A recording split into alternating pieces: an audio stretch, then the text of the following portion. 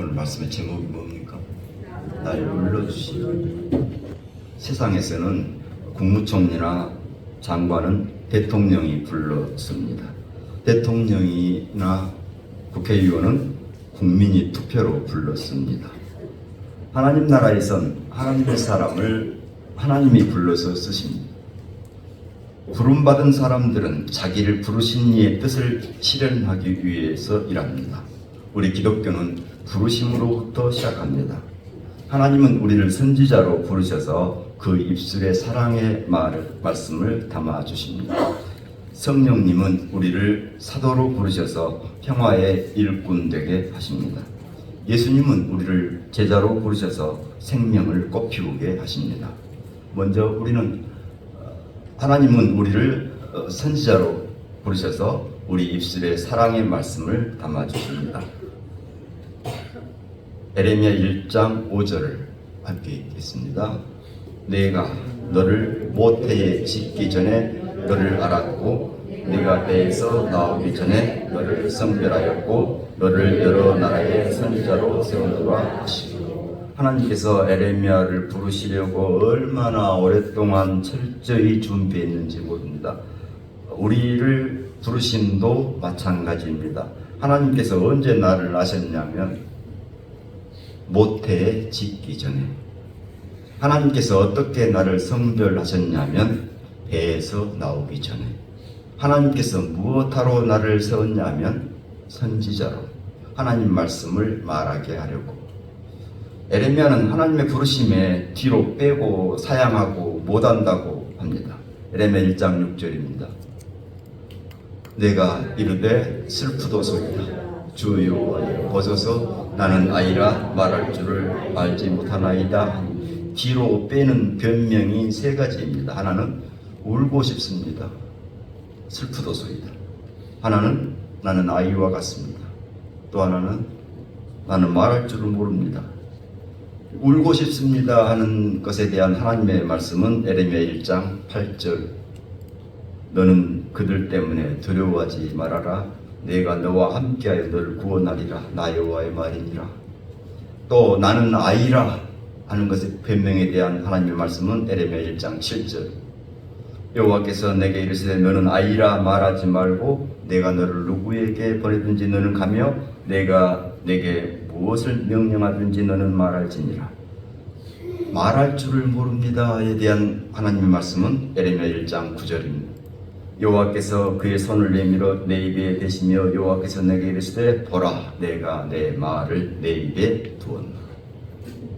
하나님은 선지자로 부르셔서 그 입술에 사랑의 말씀을 담아주시는데 그 내용은 뽑을 것은 뽑고 심을 것은 심고 파멸할 것은 파멸하고 건설할 것은 건설하라는 말씀입니다. 우리 입술에 버릴 말은 버리고 해야 할 말을 심고 건설하라는 것입니다. 생텍쥐베리의 그 어린 왕자에 보면 이런 내용이 나옵니다. 세상에서 가장 어려운 일이 뭔지 알아? 1번 돈 버는 일, 2번 밥 먹는 일, 3번 먹고 사는 일, 4번 사람의 마음을 얻는 일. 몇 번? 잘 모르죠. 다시 한번 돈 버는 일, 밥 먹는 일, 먹고 사는 일, 사람의 마음을 얻는 일.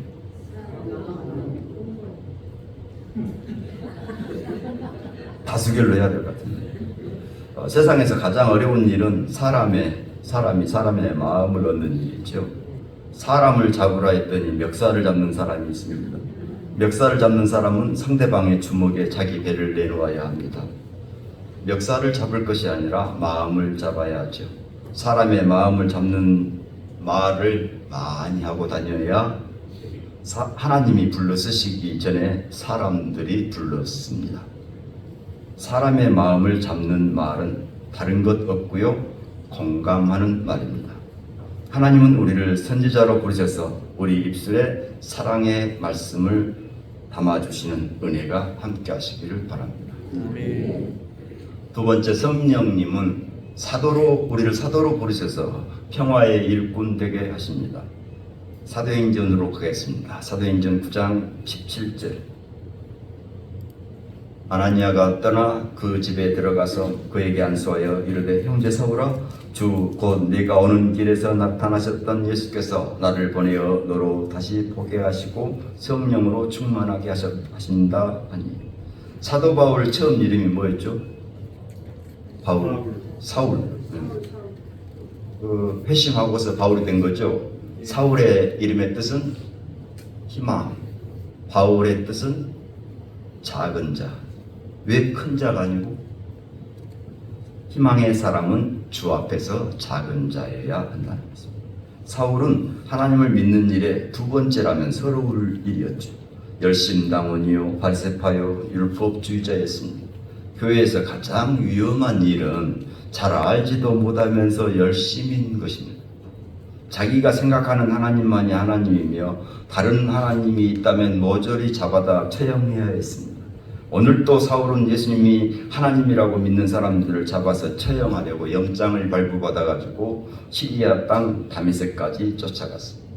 그런 그를 예수님은 성령을 통하여 부르셨습니다. 사도행전 9장 3절에서 6절까지입니다. 사울이 길을 가다가 다메섹에 가까이 이르더니 호련히 하늘로부터 빛이 그를 둘러 비추는지라.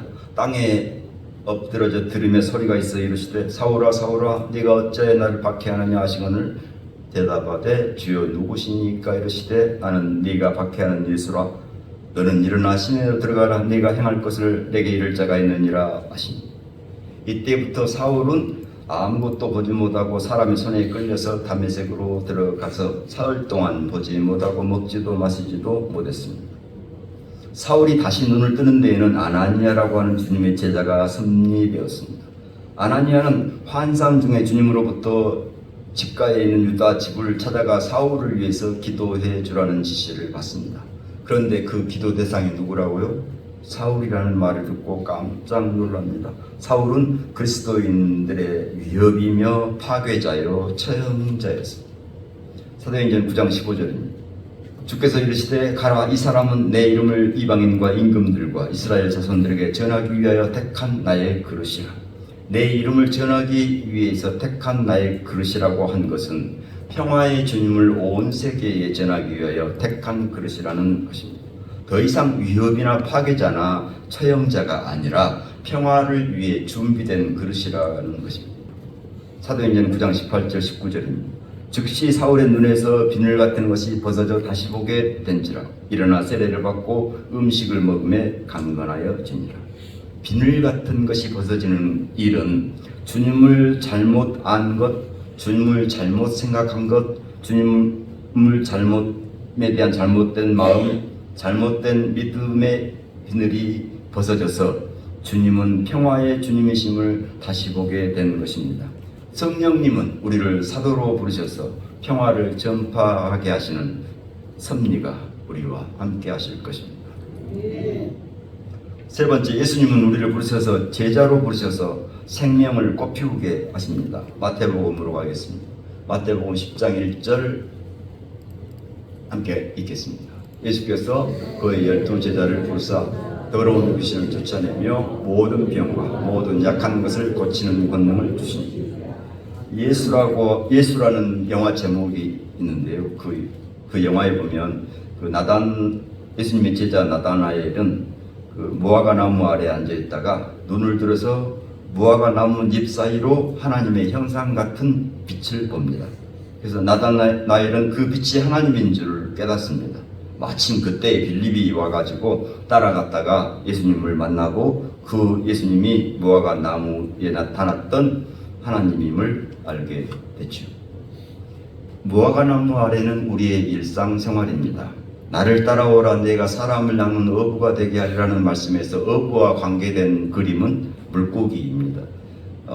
초대교회가 박해를 피해서 지하교회에서 모일 때 물고기 그림을 보여주면 우리 거기서 모이자 하는 신호요 암호였습니다. 이때부터 물고기 그림은 교회의 상징이 되었습니다. 무화과 나무 아래 일상생활에서 사람과 자연과 세계를 살리는 생명의 활동을 한다면 주님의 제자로 부르심을 사는 것이죠. 우리를 주님의 제자로 부르시는 생명의 초대의 응답하며 살게 되기를 축원합니다. 우리를 선지자로 부르시는 사랑의 하나님, 사람의 마음을 잡는 공감하는 말로서 우리를 부르시는 사랑의 하나님께 응답하는 생활 되게 하옵소서. 우리를 사도로 부르시는 평화의 성령님, 우리의 눈에서 비늘 같은 것이 벗어져서 평화의 성령님을 보게 하옵소서. 우리를 제자로 부르시는 생명의 주님, 무화과나무 아래 일상생활에서 사람과 자연과 세계를 살리는 생명의 활동을 통하여 우리를 주님의 제자로 부르시는 생명의 초대에 응답하며 살게 하옵소서. 주 예수님 이름으로 기도드립니다. 아멘.